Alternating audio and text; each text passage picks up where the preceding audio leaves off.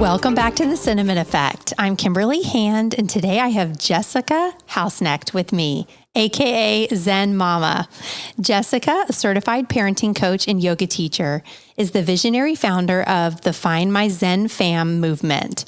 She envisions a world where humanity fosters deep, authentic connections, free from judgment, thriving through mutual support.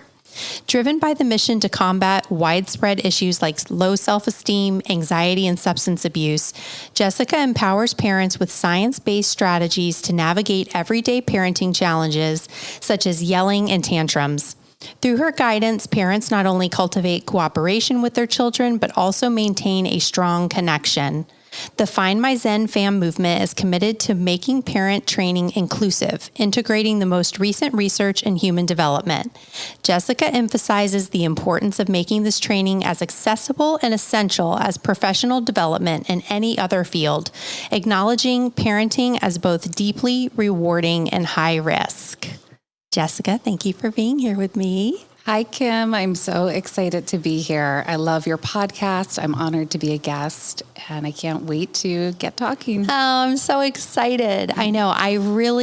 When we first spoke, I really just resonated with everything you were telling me, it just all made so much sense. Transformational parenting, basically, right? Yes. Is what you do. Yeah, that's the name of the course that I offer. And that's kind of what makes it a little bit different than like going to a therapist or maybe a different coach, is that it's a program. There's a beginning and an end. And by the end of it, you are going to have all the foundational skills that you need to parent through every age, phase, and stage of parenting. Love that. Love that. Tell me so Zen Mama is like your nickname here. So how did you get to that point of feeling like, what was your parenting path like? Because you have 3 girls, right? Tell me their ages again. 12, 10, and 9. 12, 10, and 9. So were you always Zen, or was this like, a journey, a process, right? Oh my gosh. I definitely was not always Zen. That's what I envisioned. Surprising, because you seem very Zen, just like that is your nature too. So, okay, take us through that. I've done a lot to work on that energy, for sure. And that is me most of the time now. Yeah. But it was a long journey to get here. And it was a really painful journey for me and my family. And so now I have the opportunity to repurpose that pain and save other parents from having to go through the same struggles that me and my family went through. Because my biggest learning from all of it was that, oh my gosh, parenting is so hard because we do not have the information that we need. So it's an uphill battle constantly because we haven't had training. We spend so much time focusing on the child's behavior, reward it if it's good, punish it if it's bad. But we are much more intricate than that as humans. We have emotions, we have a nervous system, we have a brain that develops at different rates. Just because our kids start to talk and walk, they don't have all the other capabilities that we do as adults. And we don't have that knowledge because it's not part of training anywhere. Yeah. So I kind of got a little bit ahead of myself, but how it all started was, when I grew up, there was a lot of yelling in the home. And I always like to preface that by saying me and my family are so close and they are amazing. And so it's really possible to have an amazing upbringing in so many ways, and also to not have gotten everything that you needed as a human being because we didn't have the science before. Yes. Our parents didn't have access to this. It wasn't available. It's available now because of MRI imaging and all of these newer research studies. So I really envisioned me and my children have this deep, close connection that was missing for me when I was little. My mom raised 4 of us on her own. Oh, wow. My father was an alcoholic, and so he really wasn't available. And she was a superstar. Wow. And at the same time, things were a little crazy at times. Yeah. And so by the time my girls were ages 3, 4, and 6, there was yelling going on in my home every day. I'd wake up and I'd vow, I'm not going to yell today. I'm going to keep my patience. This isn't going to happen today. And I would yell at them and they'd yell back at me. And it was just this crazy merry-go-round that we really couldn't get off of. I was using traditional parenting methods like timeouts and taking screen time away or taking favorite toys away when kids didn't listen or they were hitting each other, things like that. And it was all actually just so crazy. My one daughter would come to me and say, but she has one more minute in timeout and that she got screen taken for today. And I couldn't remember because all day long I was just putting these things into place and all the days were running together. Yes. Running together. And the joy in parenting was fading for me. And I was trying so hard. I read every parenting book that you could imagine. I have a very loving and active partner. My husband is just super caring and involved, which was something I didn't have. Yeah. So on the surface, my kids' upbringing looked completely different from mine did. I thought I was giving them opportunities that I didn't have, except the yelling, of course, was still there. But it really wasn't different than my upbringing on a deeper level where I didn't have that deep connection that I really wanted. So I would even describe parenting as feeling like a punching bag sometimes, just like emotionally and physically exhausted. I think like every mom can relate to that statement, you know? It's hard. It's hard. And it's okay to say it's hard. I think. Absolutely. Yeah. Absolutely. We have all these things that we're against and ideas that we're supposed to be able to do it. We're supposed to be able to do it on our own. It should be natural to us. We shouldn't need any training. Nobody else should tell us how to do it. Something's wrong with that. So there's all kinds of ideas that have really been around for a long time that really keep us from starting to figure this out and understand it. So this went on for quite a few more years. And I thought to myself, and I was asking friends and family, like, what's going on? Parenting is so crazy. Yeah. And they were like, yeah, it is. And nobody had anything for me. I did not know what to do. And so I told myself, Jessica, you need to give up. Parenting is just hard. It sucks. And you have to feel guilty every night when you go to bed, and you have to make your kids feel guilty in order to stop, to do what they should do. Cleaning up after themselves, all the things, not fighting. And then I actually didn't have that opportunity to give up because my 6-year-old daughter, the youngest at that time, appeared to be heading towards depression. She started at 6. Wow. She started to lose an interest in playing with her toys. And so I took her to a therapist, and the therapist suggested that I play music for her when she tantrumed. And I love music, but I knew with every part of me that this was not the answer and that I didn't have time to sort through finding the right person. My child's mental health was not stable. And again, how was this happening to us? We are that normal, average family, nothing crazy going in our house. I know all parents yell, and I know most parents are using this behaviorism approach to rewards and punishments. So what is happening? Yeah. So I came home and I did one last search on the internet, and I discovered parent coaching existed. And I was so excited right away because I felt validated that there was other people that had these problems if there was a profession that could help. Yes. I got even further excited because there was an actual curriculum that I would have to go through, like a training, as I kind of mentioned. It's the same one I offer now. And it listed things I had never heard of, even though at this point I had been studying parenting for almost 6 years. Wow. It listed attachment science. What is attachment science? What does that have to do with parenting? But what I know now is all parenting has to start with attachment science. If parents do not understand and learn about attachment science, they're not going to understand why there are certain behaviors and triggers are showing up in their parenting. So it all has to start there. And just the short of what attachment science is understanding what connection was like for us when we were little, when we were children, and primarily ages 7 and under is when our ideas about real connection set in. And it listed also nervous system science, brain science, emotional intelligence, values and boundaries, conscious communication. And I just knew with every part of my being that this was the answer. Yeah. So I signed up right away to be work with a parenting coach, and also to then be trained to be one. Oh, I love that. I love that. Brought you straight to your calling. Straight to my calling. Absolutely. And for They even referenced it as being called connection parenting, which this was the whole thing that I was after, that deep feeling of unconditional love, acceptance, knowing my kids could come to me for anything. And I did want it to feel like a friendship as well. And I didn't even understand, because you hear so many things. You can't be your kids' friends. You have to be their parents. And really the premise of it is I do believe we can be our kids' friends and we can be their friends with authority.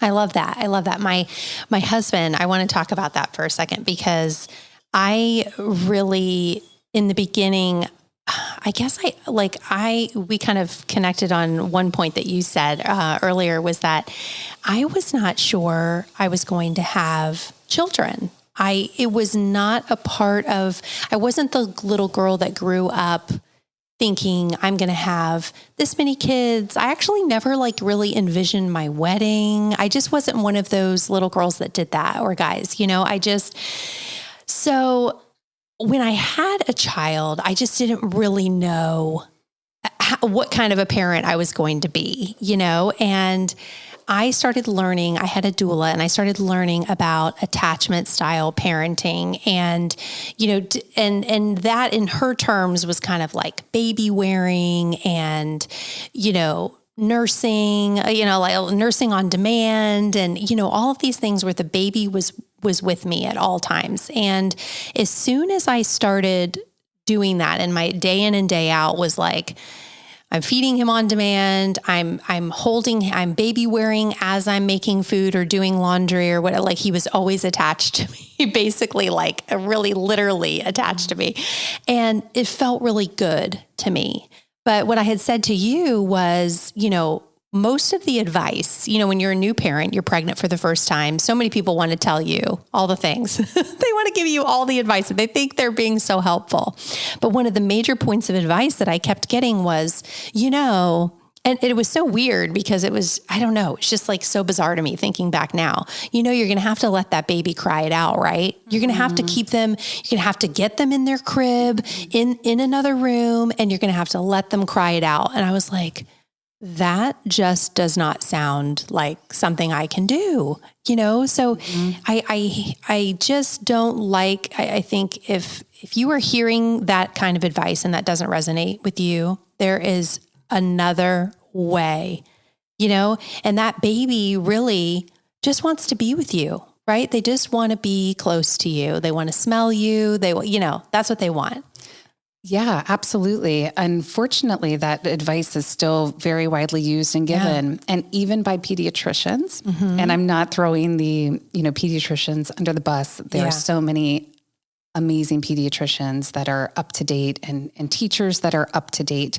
At the same time, I don't believe this information in this course is currently infused in their trainings. I've had pediatricians and teachers take my course, and it's really helped shift things. And now I even meet with pediatricians to let them know that there's another option for where they could send referrals when they have parents who are coming in complaining about their children's behaviors, or what do I do about the crying? Yeah. Because the pediatrician who took my course said this really wasn't covered. How is this not covered? And she's actually pretty young. So her training wasn't, 30 years ago. Right. Recent. Right. But even with all the continuing education, this is apparently not being covered, even though it is all science, research-based with our renowned researchers, psychologists today. So pretty amazing. Letting the baby cry it out really can be harmful for them. I'm not going to say every time, just like when our children's dysregulation, which is really the scientific word for tantrum or meltdown, it's going to still happen, and it is okay. And it doesn't mean if our hands aren't on them every single time that they're going to grow up to be messed up. But you start to learn when your child really needs you to come right over, and when they've built up a kind of skills where they can actually manage it for a little bit on their own. And then we kind of can do different check-ins, and then you kind of graduate to a point where they can handle those big emotions on their own. But it's much better done in a stair-step format of leading, guiding, and modeling, and letting them co-regulate off of us. off of our nervous systems, because self-regulation happens in the prefrontal cortex of the brain. And this part of the brain doesn't start forming until the age of 7. Wow. Till the age of 7. So that's why it's so much harder for these children. They throw themselves around and they thrash, and it all seems so crazy to us. And so they need us to come over, put our hands on them, be nearby. We don't always have to intervene or do much. It always depends on the situation. But it's much easier for them to then come back to regulation, not be scared of their emotions later on, start to understand that they are a part of life. And the earlier that we model how to handle emotions for them, the much better they're going to be during those tween and teenage years and college years, when we really need them to be able to handle peer pressure, handle failure, handle breakups, handle friend disputes, whatever it may be. Yes. Because then they're not going to need to mute those feelings, turn to drugs, turn to alcohol, eating disorders, whatever it may be. So many different things we do because look at our history with emotions, right? You want to be angry about that? Go to your room. Yeah. Boys don't cry. Right. Everything they've been like all the kids we've been told, How do you, so give me an example of you said you were a yeller. So maybe like an example of something that would happen in the household, maybe how you would handle it previously, and then how you would handle it with the knowledge that you have now. Yeah. Yeah. So the story that always sticks out most to me is the first time I practiced emotional intelligence. So I was that's about, I think, week 6 in the program. And it all just seemed so foreign to me when I was going through it. I'm like, okay. So my daughter, the youngest one, hitting the other girls. I mean, then this would go on all day. And what I came to learn about my youngest daughter, and the reason things were affecting her so much more harshly than the other girls, is because she has a highly sensitive temperament. And these children do need to be treated extra delicately. However, our parenting and the commotion in our home was definitely affecting the older 2 girls too. You don't have to be a sensitive temperament for traditional parenting methods of punishments and rewards to have a negative effect on. It really is negative for all children. So my daughter was hitting like normal, which would normally trigger me because I'm so used to this every day. And what you do now is you pause. And if my temperature is rising into the red, I know I can't go over there right now. Of course, if somebody's getting physically hurt, you have to go no matter what your temperature is, to separate and protect people. But I took a minute to pause. I took a deep breath. I'm telling myself a mantra in my head, Jessica, this isn't an emergency, because my body wants me to yell, wants me to do the thing it always does. And so it's not an emergency. It's not an emergency. And I even use my chin mudra, which comes from yoga. It's when you press the pointer finger and thumb finger together as I'm crossing the room. It's a gesture of consciousness. So it helps kind of keep you grounded in a heightened moment. I like that. I love it. I still use it sometimes. So I go over and I go, oh, I see you're having a hard time. I've got you. Normally it would have been, you can't hit. Go to your room. Yeah. Get out of here. Come Very back elevated. Come back when you're ready to behave. So I got you. I scooped her up gently. Normally it would have been angry. Come on, let's go. So this is the one that's hitting. Yes. This is the so you youngest. scoop her up. Yeah. Scooped her up because she was, being physical with the other girls. And I'm carrying her to her room and she's yelling because she's not used to this at all. Me being so gentle in my demeanor and tone. And I put her down and she's yelling, get out of my room, get off of me. And I said, I will go. Also, if you would let me stay, I don't want you to have to go through this big motion alone. And she just froze. Like her eyes. She was like, say what? Her eyes popped out of her head. Looked at me like I was an alien. Yeah. Like, where's my mom? And she was scanning me to see if I was serious, because our children can read our nervous system. They can tell what is going on because they need that co-regulation. And she nodded, put her thumb in her mouth, and just kind of looked at me skeptically. So I sat down and I just practiced my breathing. And so she started to do the same without any coaching, just modeled me. And because you can't address anything when things are heightened, it's just going to escalate things further. So I needed her nervous system to regulate. Then I said, what was that? Anger? I helped her name her emotions. She's like, yeah. Like, are you sad? You look sad. Yeah. And I helped pull out a couple things. And so we name it. When we name it, we can tame it.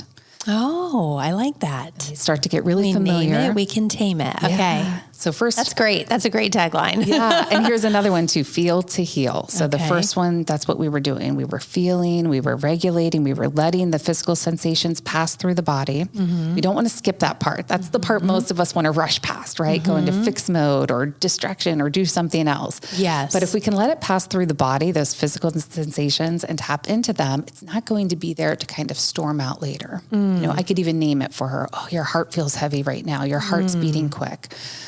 So we named the feelings, we felt the feelings. And then I said, do you want to tell me what's going on? And she goes, yeah, my sister keeps taking my stuff. She's been doing it all week and I want her to stop. And I said, oh, that makes sense to me. I validated her. If you came in my room and kept taking my stuff all week, I would be so frustrated with you. And, you know, it makes really a lot of sense why you're so angry. And so then she was willing to listen and to talk about things. And I said, you know, it doesn't look like hitting and yelling worked. You don't look like you feel good, right? And she goes, right. And I said, well, what are you going to do? She's like, I don't know. And I said, can I help you come up with some ideas? So now we move through the steps of an emotion intelligence into empowerment. And I'm trying to put it in her hands. You do have options here. Let's look at what you can do next time. Let's come up with a plan.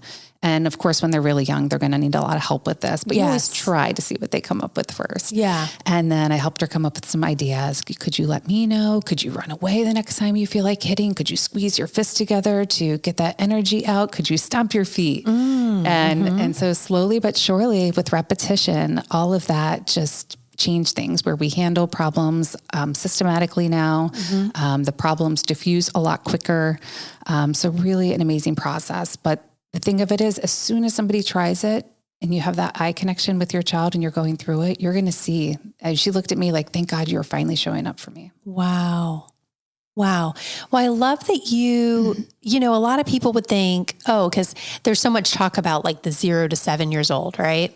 And it almost makes you feel like my son's about to turn 8. So it's like, if I didn't do it before he turned 7, like, did I miss the window of this great development? You know, they say that's where like these core beliefs and memories and everything are established. So if you know, some people are thinking, well, I didn't parent that way. I love the sound of this, but I haven't done this up to this point. You can do it at any time, obviously, right? And model this productive, you know, kind of regulated behavior, right? Like, and all is not lost, right? All is definitely not lost. And absolutely. I had the same fear when I was going through it because my youngest was 6 and the other 2 were a little older. So it has really changed things for my family. It 360'd us, calm in the home, cooperation in the home. And then anytime that we have an issue, it's an opportunity to teach them skill sets for how to handle this emotion later in life, how to handle sharing later in life, disappointment, all of the things. So ages 0 to 7 is when they are the most impressionable.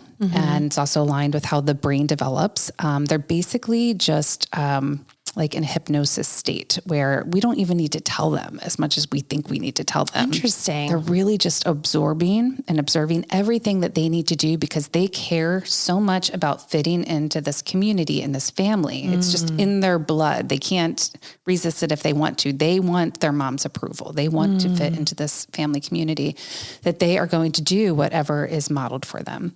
So with that being said, if things were aligned with conscious parenting and the information we've talked about here today, wonderful. And if not, it is okay. There's always a chance to repair and there's always a chance to turn things around.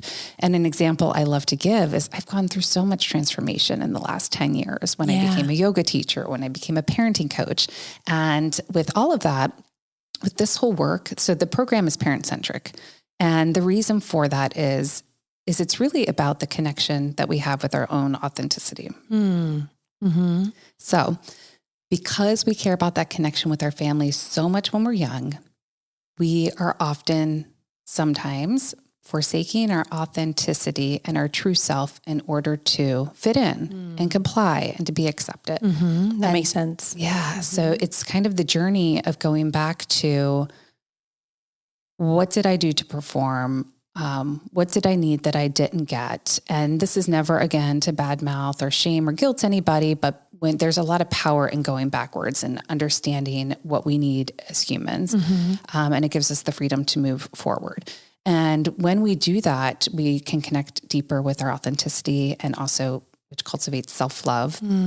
And so from there, once we have that strong connection with ourselves, our children will pick up on that and they'll learn to love themselves and not let go of their authenticity either. And so it really does transform nicely. So it's never too late. Never too late. Yeah. If you could, middle school, high school, they really care a lot about what their friends think. Yeah. So you do have that challenge. If you're not this leader in their home that they respect and want to follow, then they are going to look to friend groups to follow and win approval from. And so then you are combating that. It does get a little bit more difficult, but of course it's possible and it is totally worth it. So you have a 12-year-old kind of moving into that phase, right? Yeah. Is she in middle school? Yeah, you're in middle school at 12, right? So how does that, so do you still kind of use that same process that you said about, feel to heal and all that with your older child? And how does that look with them? And obviously that was kind of integrated into her life at a later age as well, right? Right. And because of that, I feel like so reasoning happens in the prefrontal cortex.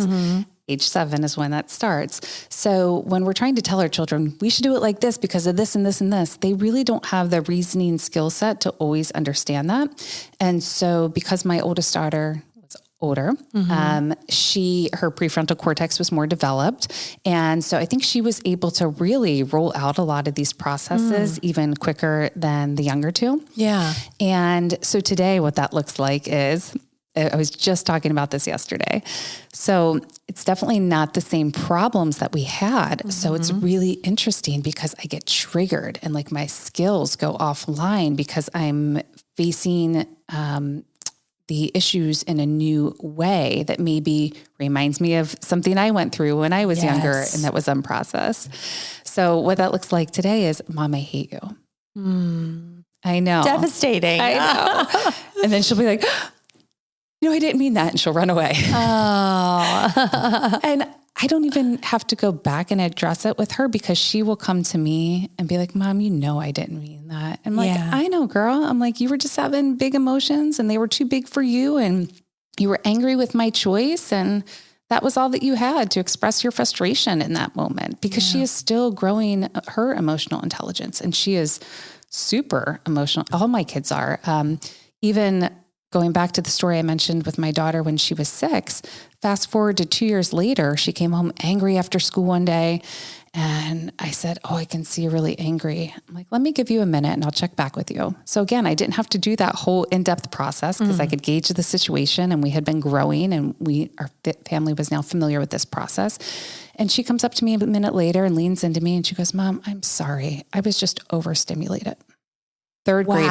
Overstimulated. You're like, wow. I wish I knew that word then. I know. Oh my gosh. I don't think I knew that until I was like 40. Like 5 years ago. Exactly. That's what I say. So it feels so good. I mean, my girls will now be like, Mom, let's do a 20-second hug when we're having a disagreement because it grounds us both and it brings us back into connection. They'll be the one to say, I need to do some breath work. It's crazy. Wow. It's crazy. Mom, I need a meditation tonight. Yeah. It's crazy. They start to become, and actually that is the premise of it, is they are our teachers. Yes.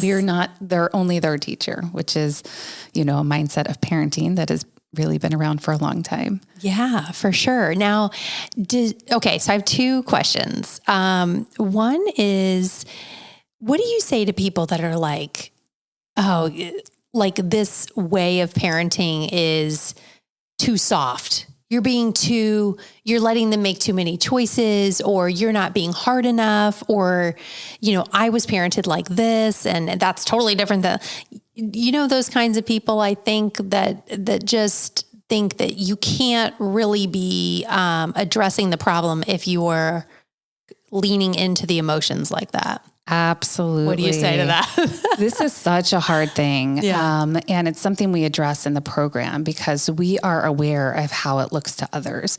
Because traditionally, if your child yells at you or hits you, if you don't yell at them or yank them away from the park, you are a bad parent and you are letting them walk all over you. Yes. That's what our world thinks. Absolutely. And now you're on a stage, especially if anybody knows you're going through this program, because everybody's so judgy about parenting and your family's looking at you going, oh, you think you can do it better than me? And, you know, everybody has their eyes on you.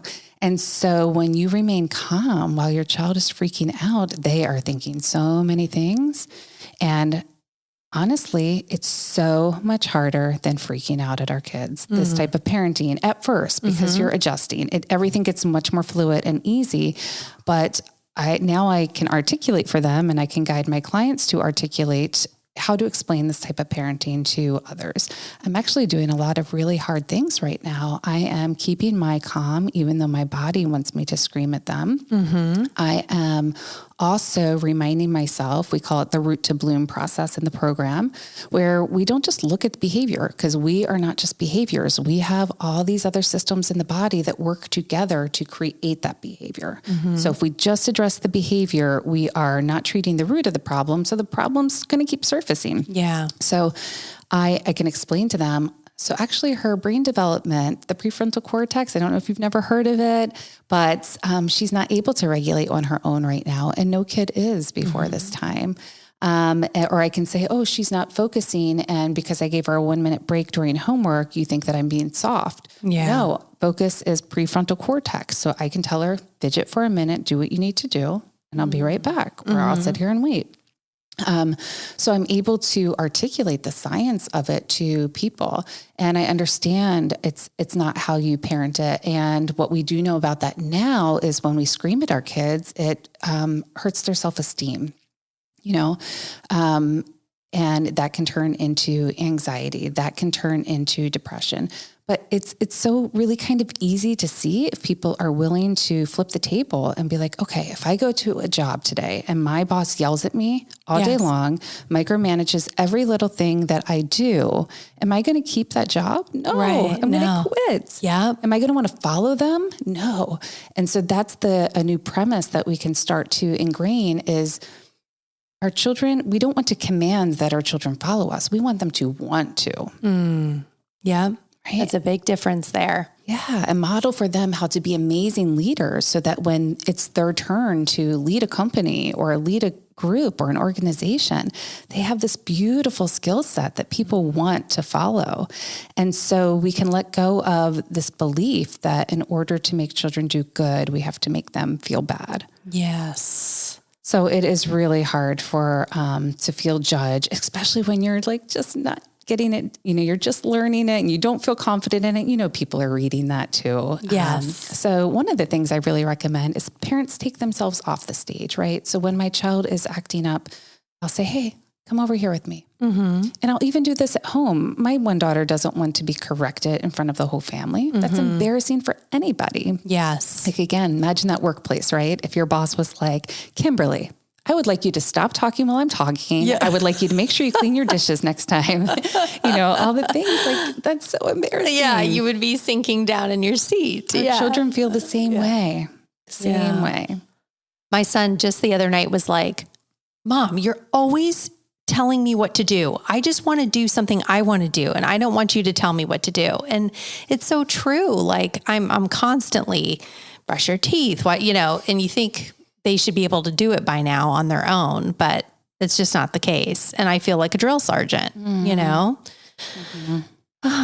Yeah, absolutely. You know, it's really about being really self-aware so that we have a balance in it all. Our children still need us to guide them. They need to brush their teeth. And at the same time, what are those roots? What have they been through today? Was school really stressful for them? Did they come home angry and sad? Did they have a ton of homework? Have they not had a break all day? Did they not sleep well last night? Right. And then I might be like, I'm going to brush your teeth today. And this toothbrush talks, which of course works well for younger kids. Right.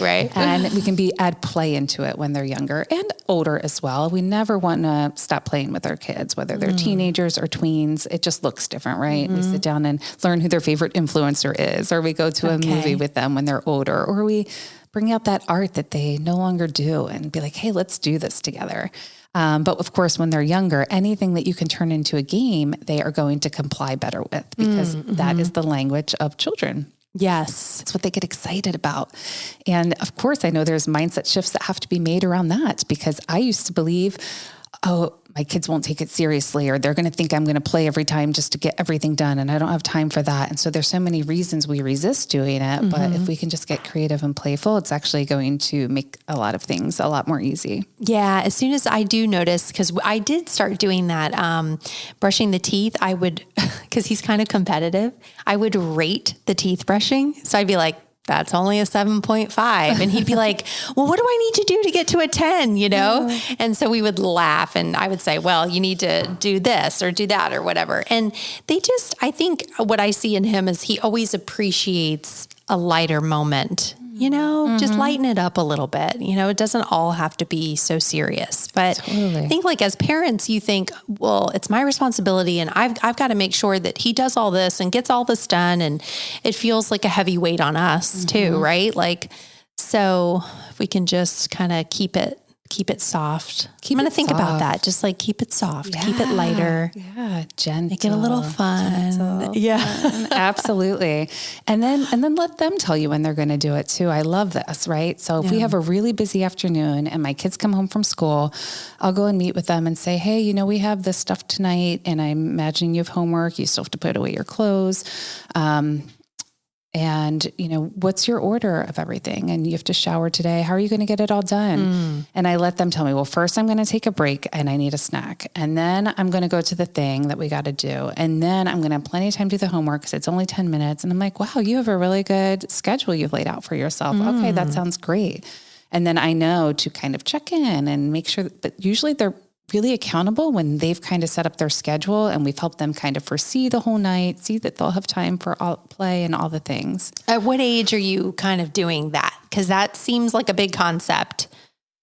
No, I even do it with my youngest, who's now 9, but start small at first if that feels like a big concept. So if you take it to the teeth brushing, after you guys eat for the last time that night, we always have so much trouble when it comes to teeth brushing.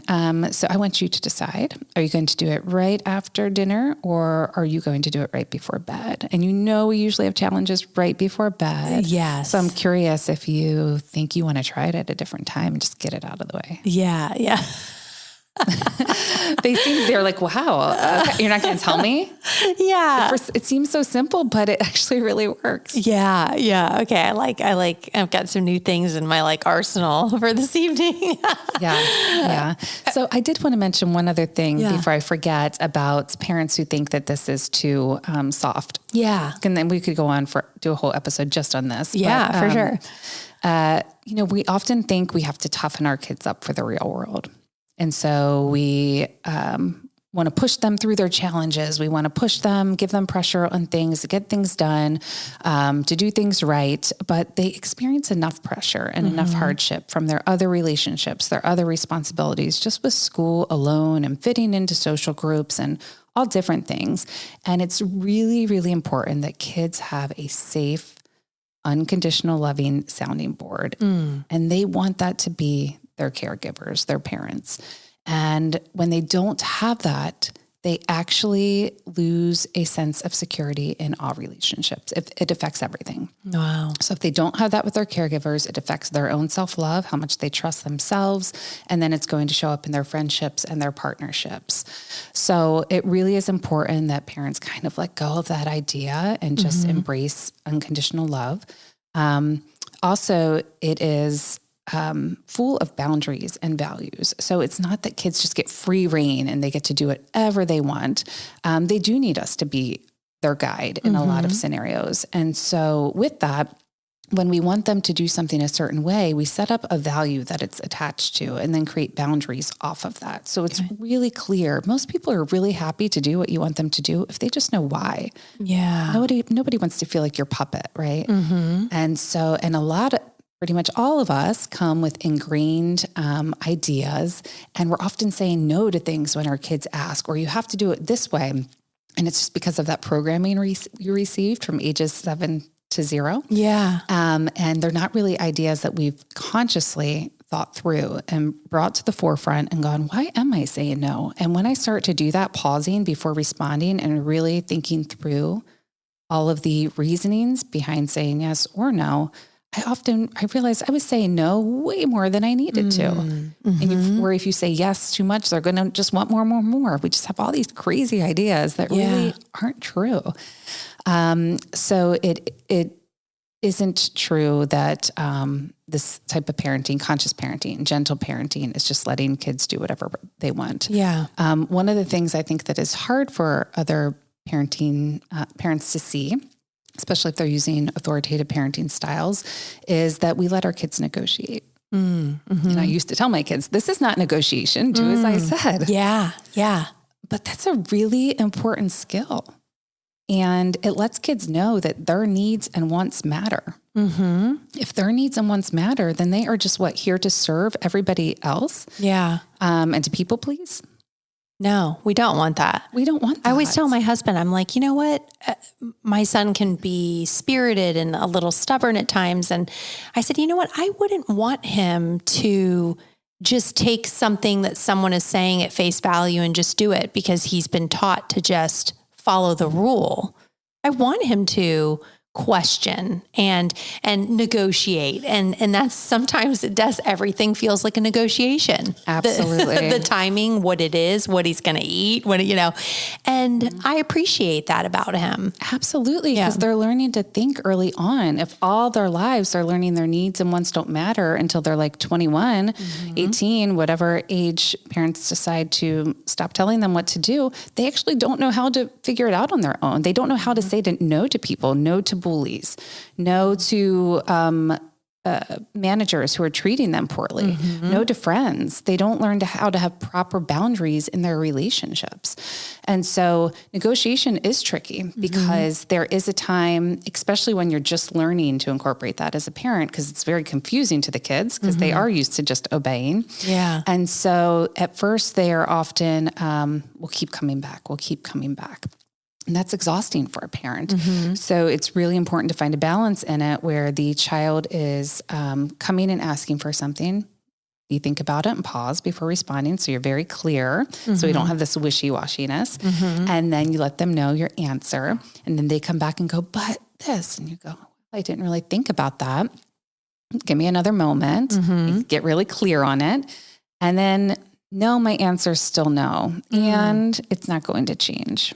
So I'm sorry. I really don't want to spend more time talking about it. We actually just don't have time right now. And this is my final decision, and it's with super clarity. And here are my reasons. And so it doesn't have to go back and forth a million times. It might go back and forth a couple more times than I just demonstrate it, depending on the situation. But just like being real and being balanced and not doing anything, making any decisions just because I'm the authority, I'm bigger. But like with real reason, care about their needs and wants, balancing your own needs and wants, working as a team, as a family, and then being the final decision maker. But when you come up with that final decision, I don't want to negotiate it anymore. I'm sorry, it's not going to go the way you want. I know that's hard, and I'm not going to talk about it anymore. Yeah. Don't you think like some parents, they make a split second no decision, and then they don't want to go back on that, even though I love that you just showed a little vulnerability. It's always a hard word to say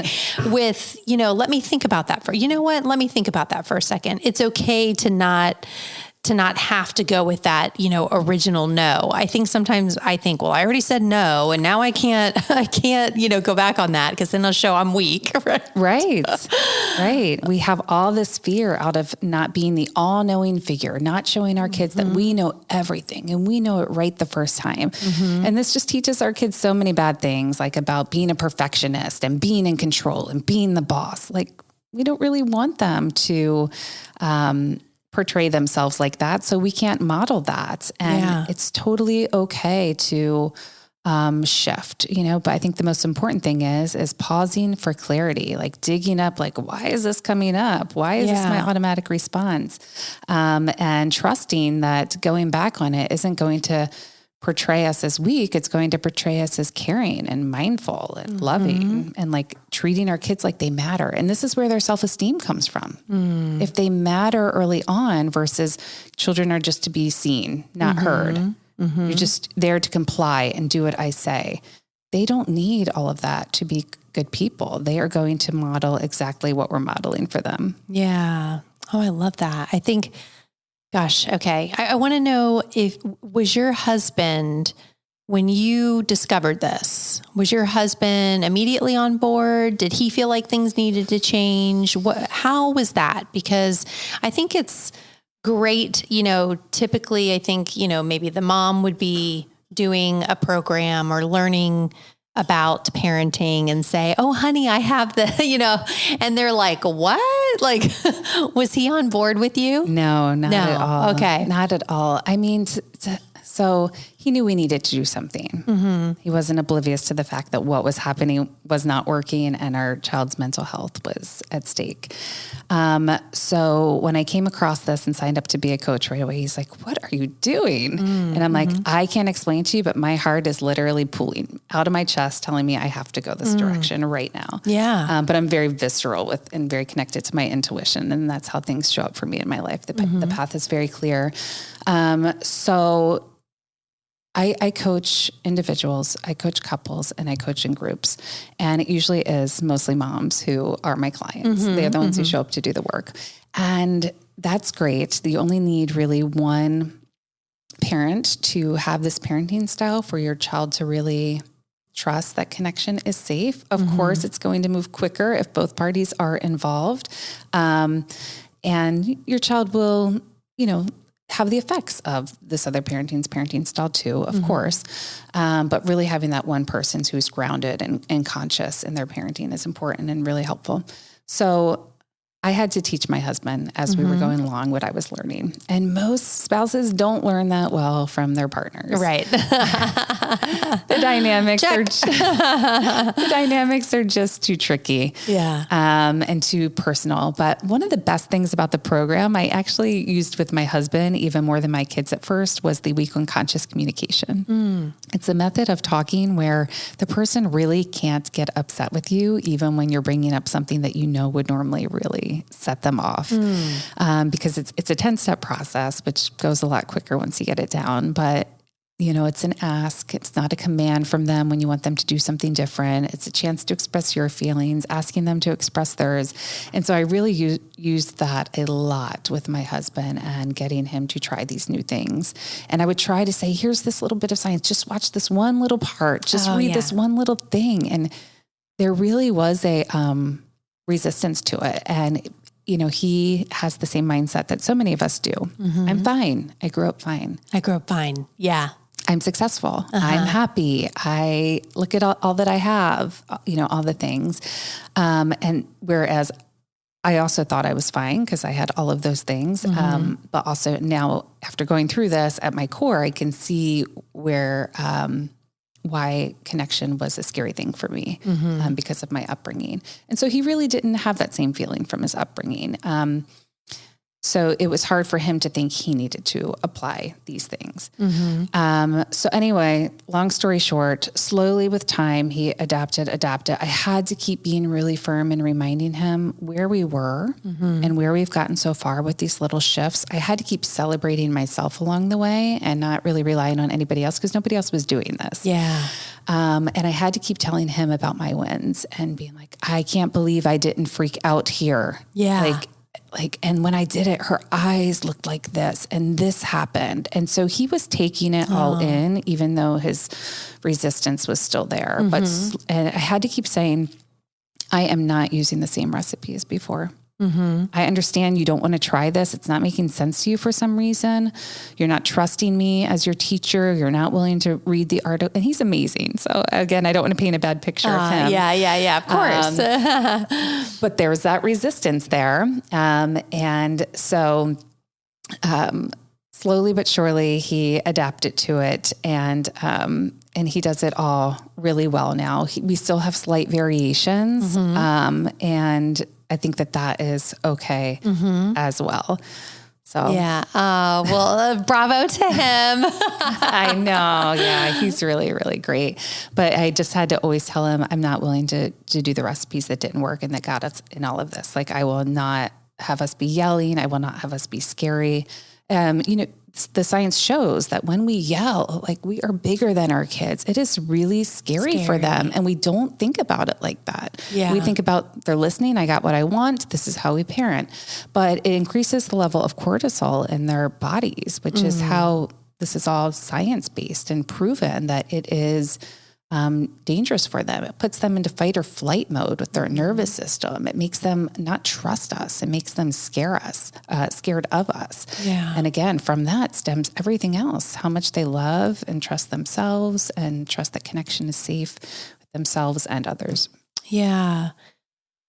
Wow. I know, it's a lot. It's a lot. I know. I really love it though. It's just, when you really think about it, it's how would you want to be treated? Like the golden rule, basically, right? I mean, you want to be treated with love and compassion and empathy and all of these things. So take that authoritarian, mentality out of it and just kind of more connection. Right? The basis of it. It really more is. Connection. And it sounds so simple. And it's really just because of our programming and a lack of understanding our humanness and our physiology.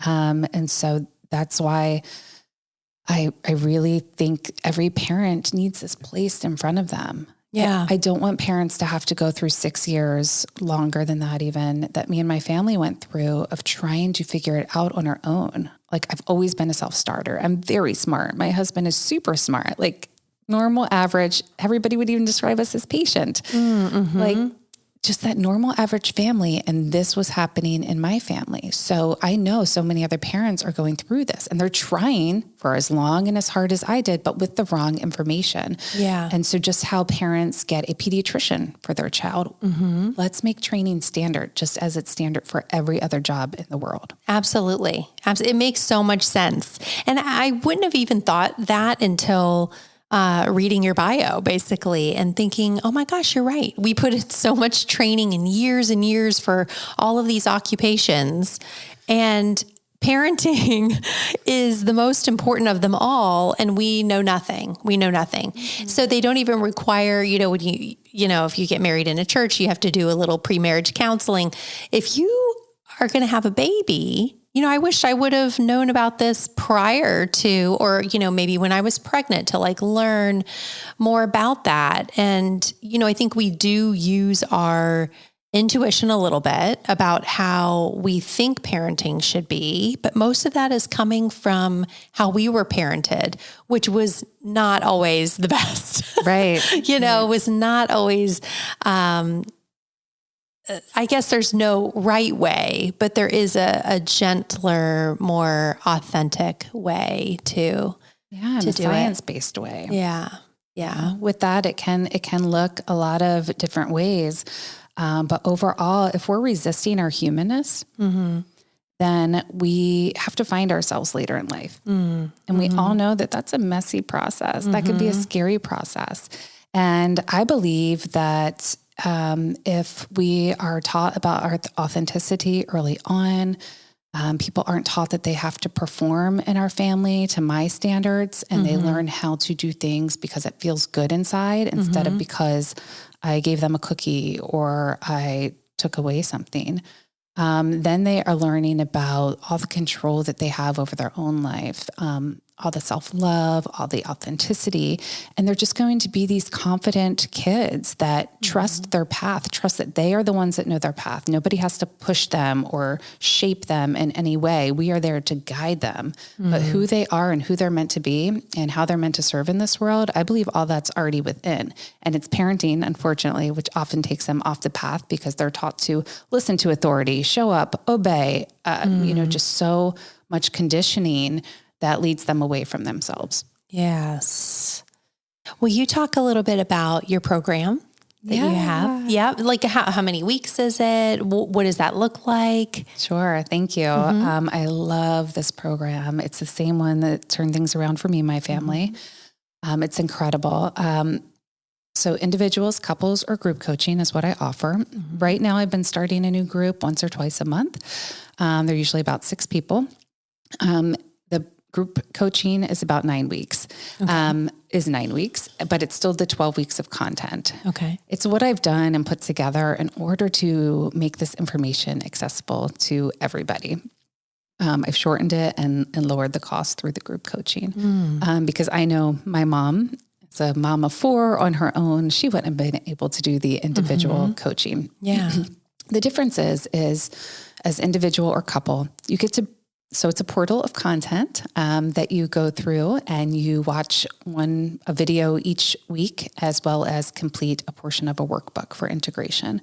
And then you show up to a 1-hour Zoom meeting with me, and I guide through integrating the issues that happened that week. And we kind of do a little discussion and questions around the topic that was covered for that week. And so when you're an individual or a couple, you get your specific situations intertwined each week.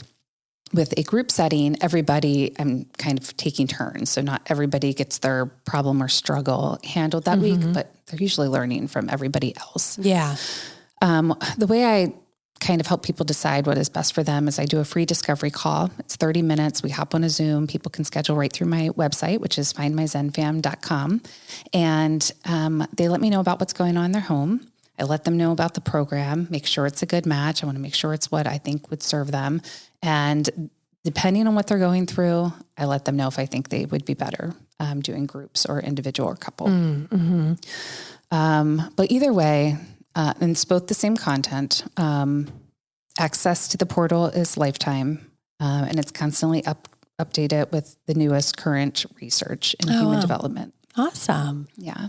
I love that. I'm excited. I'm going to do the group. Yes. I'm so excited. I know. I can't wait. I just think, I've never done anything like that before. Why not? Everyone's got some kind of, thing going on in their household. And I'm always like, what can I learn to make it better or run smoother or, totally anything like that. So I'm super excited. Totally. Because what it does is it takes away the guilt and the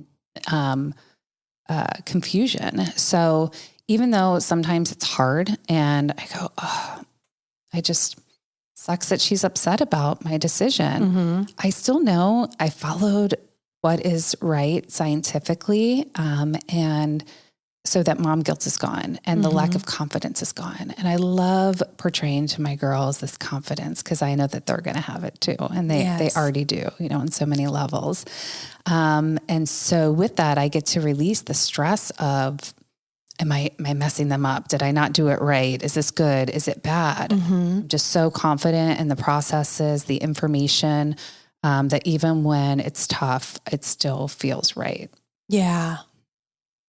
Yeah, you've got that backing. You know that this is coming from a good place. Right. How we all feel when we get training, right? We love growth work, going through training and feeling smarter, wiser, in the know. Like it's what gives all of us confidence whenever we take on any job or any task. Yeah, absolutely. Like constantly evolving. And that's me. I'm so curious. I love to learn. So I'm always like, give me a course, give me something where I can learn a new skill or whatnot. And why not do it with your children in mind? Absolutely. Yeah. I don't have too many parents with grown children in my course, but if their kids are estranged from them or they don't have a good relationship, they're wondering where things went wrong, this makes everything makes sense.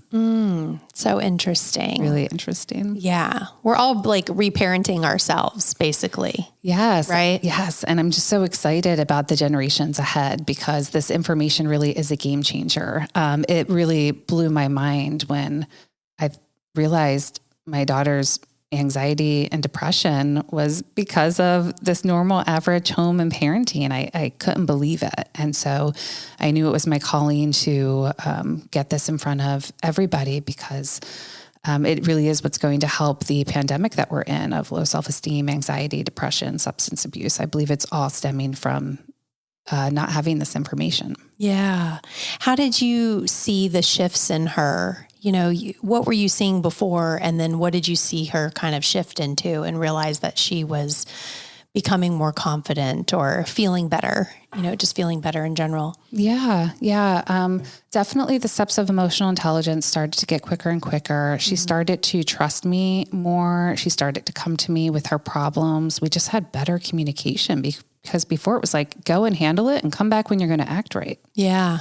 And just this level of closeness and love. And, we do a lot more one-on-one, kind of coming into her world, playing things that she likes. And, at first she wasn't even really willing to receive that because she was kind of so jaded from all of the yelling and disrupt. But there's not hitting in my home daily anymore. Kicking. I mean, there were so many fights all day long. It was crazy. Throwing things. And all kids and siblings will fight and have fights, and they still definitely do, but not to these extreme levels as before. Everything settles much quicker. I guess those are the main ways it's shifted.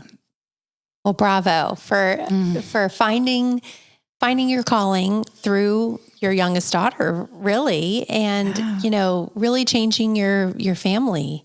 It's so powerful. It has been life-changing and so fulfilling. And again, it all stemmed because I found more self-love. I healed on my own. And then that led me to be more emotionally available for them and be able to roll out all of these things. And now it's really been a beautiful, amazing process to look back on and go, God, this is where we were. Yeah. And look where you are now. Mm-hmm. Well, thank you so much for being here and sharing your experience and telling us about your program. And I think it's really so important and something that everyone should look into, whether you're thinking about having a baby, you have a young child, any age. It just sounds like this is such good information for any parent out there. So thank you so much for bringing it here today. Yeah, thank you. Thank you. I really enjoyed sharing it. I enjoyed being here. I love your podcast. Thank you. So like-minded in so many ways. And I can't wait to add the group coaching that you're going to be a part of. I know. I'm so excited. I cannot wait. So thank you so much. Thank you. Thank you for listening to this episode of The Cinnamon Effect. If you liked it, please give a rating or a review and share it with someone you love.